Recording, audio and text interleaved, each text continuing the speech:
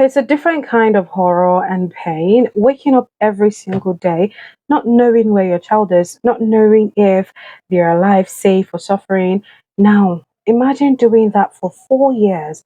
That's the nightmare Jumoke George, a well known Nigerian actress, has been living until recently. Today's story is a sad one. Today, I am not just telling a story, I am shining a light on a crisis that's closer to home than many of us realize and truly grasp.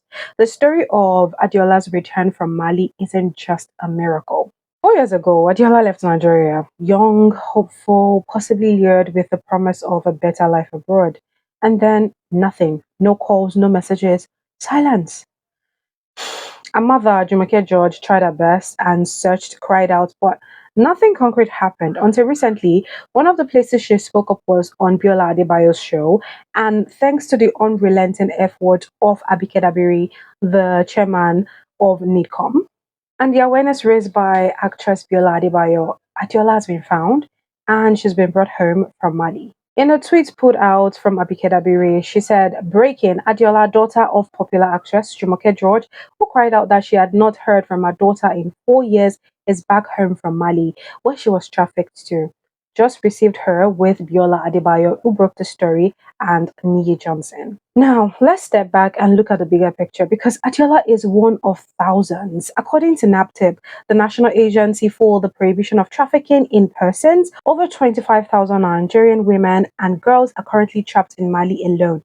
25,000. Some of these people were trafficked as young as 15. Many were promised jobs in hair salons or as domestic workers. Instead, they were sold into forced labor, sexual exploitation, and it's a lot of unimaginable trauma and horrors. And what's even more disturbing is that many of these trafficking rings are run by people they know, friends, distant family members, and even neighbors. I want us to take a moment to actually sit with that. These women and girls didn't just disappear.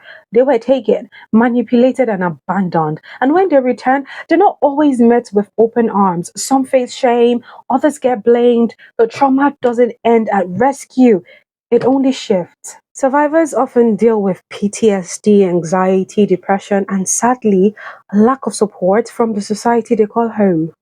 Reintegration is hard, but you know what's harder? Pretending that this doesn't affect us. It's so easy to scroll past headlines like this, but today, let's not. Let's read some of the responses to this tweet. Do I said, "My dear sister, God bless your good work. Please, can you look into the trafficking going on in Burkina Faso, where our people are fraudulently lured to the country under the guise that they will work for gold mine and online on qnet.com. I have someone that has just been deceived who is stuck there right now, and he said there are a lot of Nigerians there. That is absolutely sad. And Sunday Clement is saying the ones that have ears, let them hear. Stop traveling to any Africa countries or Arab countries. Nigeria is better than most of these countries, especially where your freedom will be taken away and you'll be forced into prostitution and hard labor. And there is one here from Ave. It says, "Wow, well done. But I thought that you said this is NAPTIP's job. Or if the issue is one person, celebrity, Yoruba, or popular person, it's NIDCOM. But more than one person is NAPTIP. We all know what we are doing, Ekushe." Your job said Auntie Abike Dilugbala of those abused and trafficked, the one that never drags her feet whenever people call for help. Abike Dande for a reason. Eshion Gwani, may Eledumare protect and bless you and your loved ones. Ashe. We have another one here from Dara who says, "You went all the way to save just one person because she's a popular actress's daughter. Thought you said trafficking is not your job, and why not leave it to NAPTIP?" Paula Bade says, "When will our young ones stop being trafficked to most of these poverty-ridden countries in the name of greener pastures? How can people travel to Mali to do what? They deceive for housemaid jobs, but they end up as prostitutes. Shame." Ebo Emmanuel says, "Where are we when all this trafficking is happening? Can we adopt preventative approaches rather than this celebration? Welcome back." Adeola's reunion with her mother is beautiful, but it really shouldn't have taken 4 years. We need stronger borders, a tougher laws, and better education on the dangers of trafficking. And we need safer avenues, a better country for the youth, you and me, to dream here at home. Not everyone will get the happy ending Adeola did, but Maybe, just maybe, if enough of us speak up, if better laws are put in place, if things are better, fewer families will have to live through this nightmare. So, what can you do? Talk about this.